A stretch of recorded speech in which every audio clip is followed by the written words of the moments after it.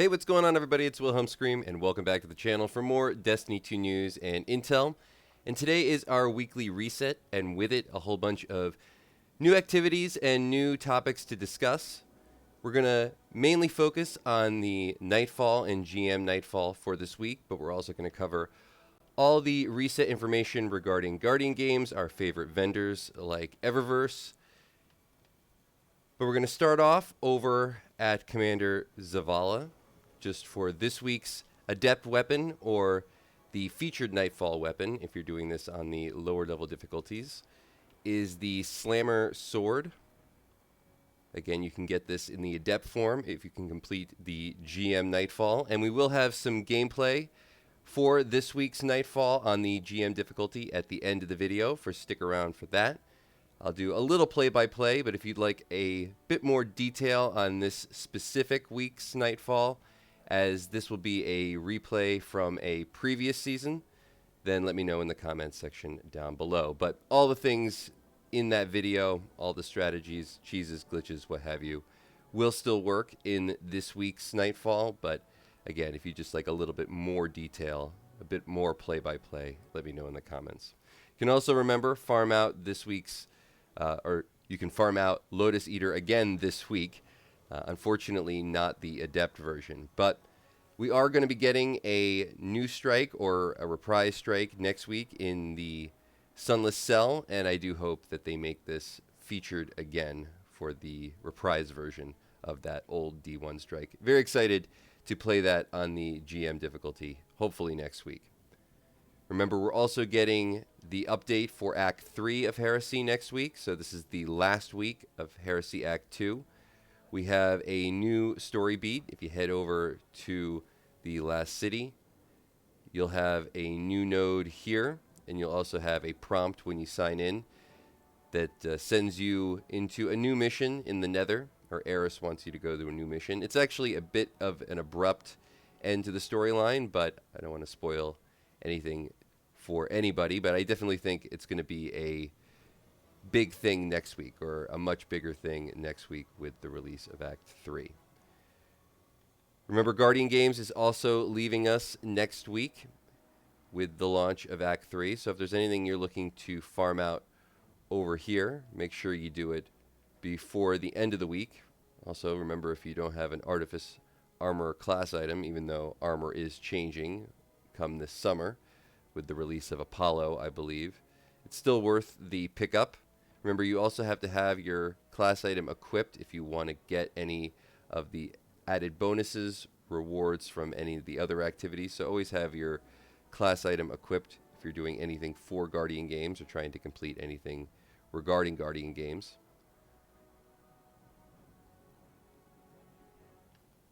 Over at Tess, we have this week's shaders, the Coronal Bloom, which looks pretty cool. Very red. We have the Fighting Colors.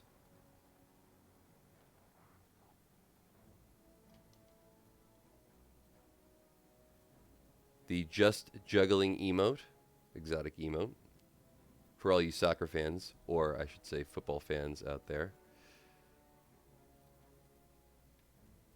And then down on the Bright Dust page, we have the runner-up vehicle. This is the Sparrow for Guardian Games, or one of the Sparrows for Guardian Games. We also have the Winged Victory, which is the ship for Guardian Games, or again, one of the ships for Guardian Games. Applause and Accolades. I definitely like this emote. I think I'm going to actually pick that one up. Oh.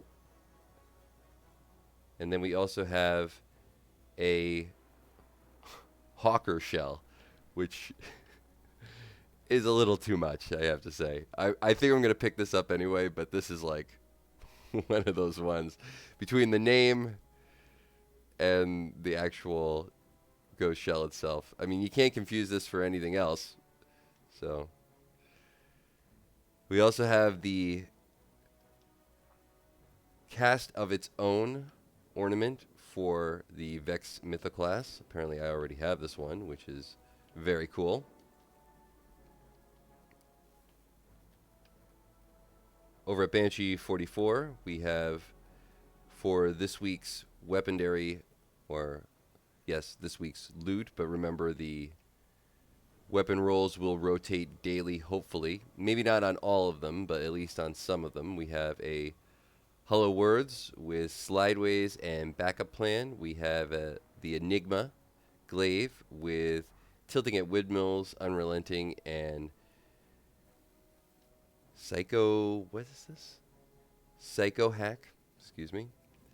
This also comes with a Tempered Truss Rod, which is the best half to have for any of the glaives. It actually adds I think it's like a half second or a quarter of a second to its melee ability, so you actually can melee faster with any glaive that has this haft on it. So this might be worth the pickup. We have the Sail Spy Pitch Glass. This is a deep sight activation weapon, so it can be crafted. This one comes with Rapid Hit, Volt Shot, and Right Hook. We have a Seventh Seraph Saw with Zen Moment and Vorpal Weapon. We have a Bad Omens with Field Prep and Genesis. And then we have a Hollow Denial with Well-Rounded Dragonfly and Extrovert. This is another craftable weapon. And actually very similar to one that was available last week, which is very good at the moment. Any Trace Rifle is good at the moment for PvE meta, and this one with Dragonfly, especially crafted, is probably amazing. So remember, if you want to pick up, I think it's only 3 you need now with your Deep Sight Harmonizers, you can, of course, have this weapon available to craft. My buddy Divine Lord Sinister hanging out with me in the tower today, and I'm sure we're going to be running some Nightfalls later this evening. So if you're a viewer and you'd like to maybe jump into a Nightfall with us, or maybe you need some help in a Nightfall, I'm sure we will be doing a live stream on Sinister's Twitch channel, so make sure to maybe hop over there. I'll have the link pinned in the pinned comment down below if we are live, or if he is live. And while you're down there, please remember to like, comment, and subscribe to the YouTube channel, and turn on the bell to post notifications so you never miss out on any future Destiny 2 content like this. You can also follow me on Instagram. That'll be linked in the description box down below. Any of those things, remember, will also enter you into any future giveaways on this channel, and we do one every 1,000 subscribers, so you never want to miss out. When we reach 100,000 subscribers, we'll be giving away a new console or a video card if you play on PC. You can also stick around till the very end of this video, or at least before we actually run the GM gameplay, to leave the secret hashtag in the comment section. We'll also give you another entry into the next giveaway for this video, or you can leave a comment down below on any of the topics of discussion or any of the feedback I might have requested regarding the Nightfall or anything else, or anything I might have mispronounced in this video. I'm sure that there was at least one thing. Down at 801, we have the Gold Leaf shader for the week. Very green shader, dark green, kind of cool. We have the new Pacifica Sync shader. I think this is a really old one. And then we have the Dead Orbit Camo shader. Kind of a textured black shader. That's actually really cool. And now we're going to run that gameplay of this week's Nightfall.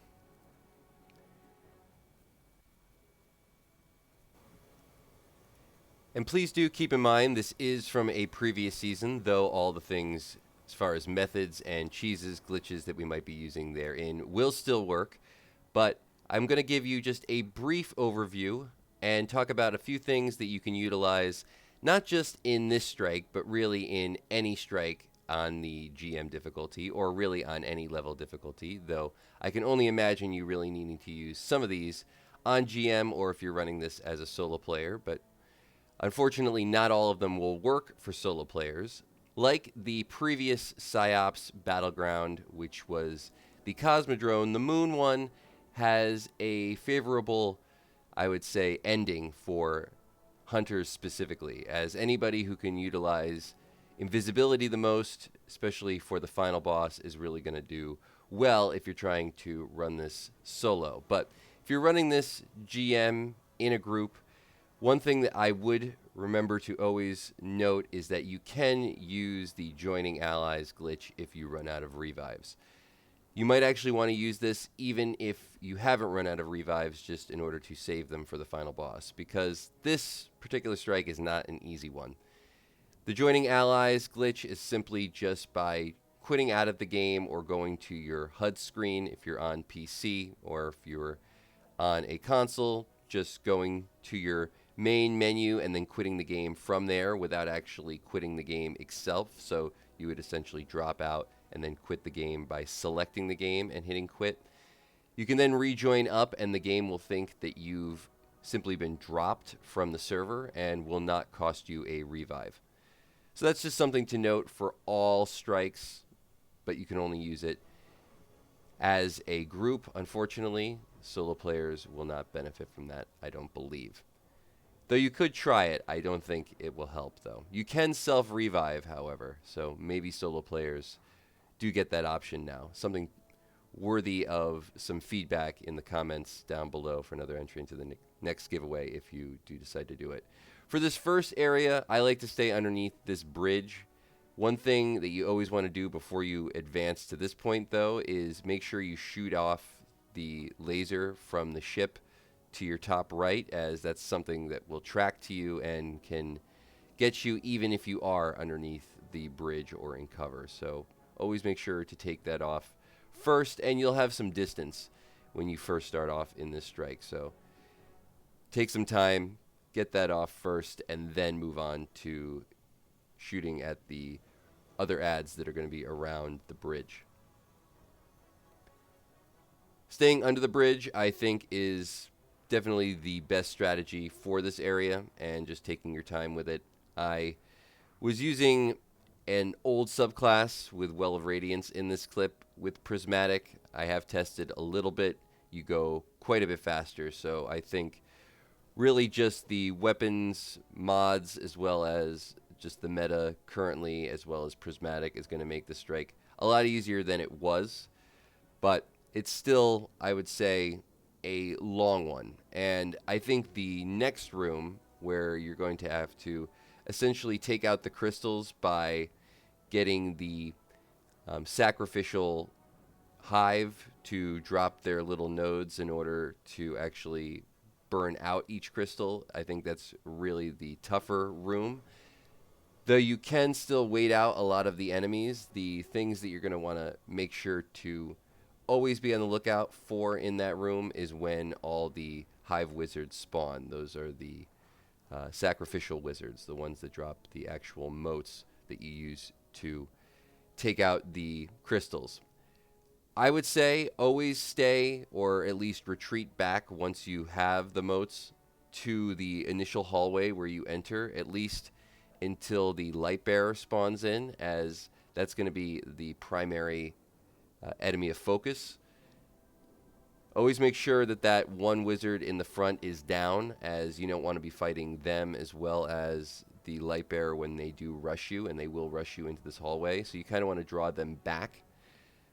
But other than that, this is fairly easy, though it's going to take a long time to do, which I think is the reason that most people are going to get held up in this area. Is just there's a lot of time to make mistakes. After the first rush of enemies, the first champions that spawn in, which will come down this hallway right in the middle, sort of between all the flower pots, are going to be Augers.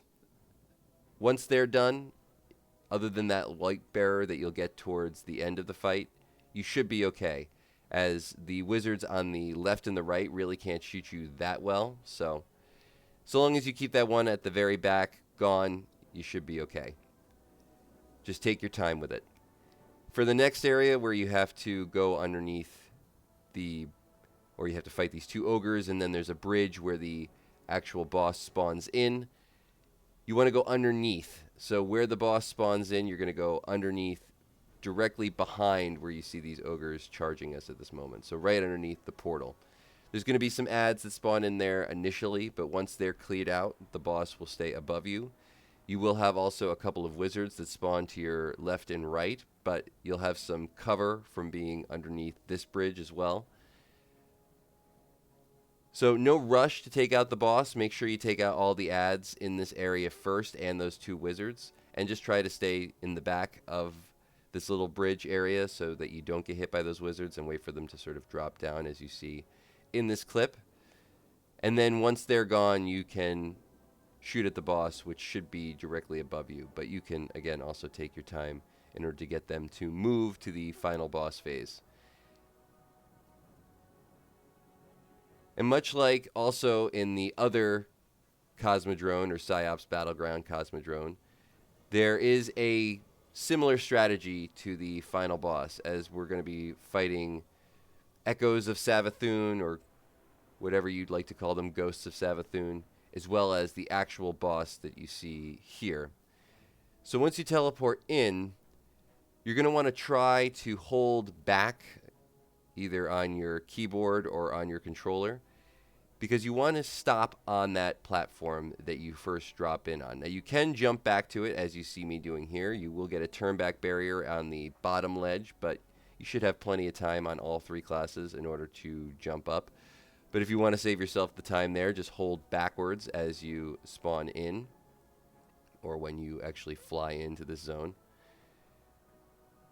And always having one player here is going to be a big advantage, as you can use the same sort of strat in that just by shooting at the boss, you will hold their aggro regardless of the distance, and that works the same for the Echoes of Savathun. So even though you can't do damage to Savathun unless you have the relic, you can still stand here and shoot at Savathun, and just the fact that you're shooting at them will gain their attention and give your teammates a lot more time to actually hit them with the relic. This is also probably the best spot to take out the boss, as this is the only spot in the map where the boss will not actually teleport to. And one thing about this boss is they will come over to wherever you are and just sort of sit there. And they're very difficult to manage with the other ads that might spawn into the area when they are right on top of you. So you always want to make sure that you have some distance. So having one player here shooting at the boss or the Echoes of Savathun while your teammates grab relics, take out ads, and just simply do sort of map management. They can shoot at the boss as well, although I would say on the GM difficulty, the best course of action would be just have the person who's on this platform shoot at the boss, and your other teammates just take care of the ad control, at least until all the ads are cleared off for the phase. But it's going to be the best course of action. Again, take your time. If you do happen to have one of your teammates die while on the platform and you're on the back platform, you can sort of circumnavigate parts of this map, because there are ledges, as you can see here, all the way around it that give you a bit of cover. You have turnback barriers on each one, but you can move past them fairly quickly, and you'll still be able to at least keep some cover while you run around if you have to give a revive. You can also have one of your teammates, if they do die and you're not comfortable doing that, do the joining allies glitch. Now, if you're a solo player, again, hunters are going to be favored. I would still use this strategy partially. You're going to have to, of course, jump down to the platform in order to pick up the relic, but you could stay up here and clear out all the ads as well as the main boss. So if you're doing boss damage, always be in this position, at least until you have to jump down. You could jump down, grab the relic, and then come back up here in order to do damage to the Ghosts of Savathun or the Echoes of Savathun. Also remember that the relic spear actually will curve quite a bit to the left or the right, so you don't have to be directly on the Savathun clone or Echo of Savathun in order to hit them. You can actually sort of throw the spear around corners a bit, so really, so long as you have any line of sight whatsoever, so as long as you can see the name of the Savathun clone or Echo of Savathun, you will be able to hit them with the relic. And that's going to conclude all the information in today's video. Big shout out to my buddy Sinister, because I know he was helping me get this clip regardless of when we did it. And of course, we will be doing more Nightfall runs later. He also joined me in the tower. So if you've watched to this point in the video, you can leave a hashtag Sinister. Or You can leave a hashtag of any of the names of the people who were also hanging out with me in the tower right before we cut to this clip. Big shout out to all of them. Thank you all so much for watching and supporting the channel. I'm trying to get more people to join me in the tower when I record one of these, as I do think it's sort of fun. So if you are somebody who subscribes, please remember that you can always send me a friend request and hopefully maybe join me in the tower for a future video. You can also leave a hashtag Heresy or a hashtag Nightfall or a hashtag Eververse in the comment section down below, or hashtag Guardian Games, because that's still going on, of course. And once more, I'm Wilhelm Scream. Thanks so much for watching. I'm just going to let this gameplay play out. But once more, hopefully everybody has a great weekend, or excuse me, a great week, farming whatever activity you like, maybe getting a Adept version of the Slammer. And of course, we will see you next time.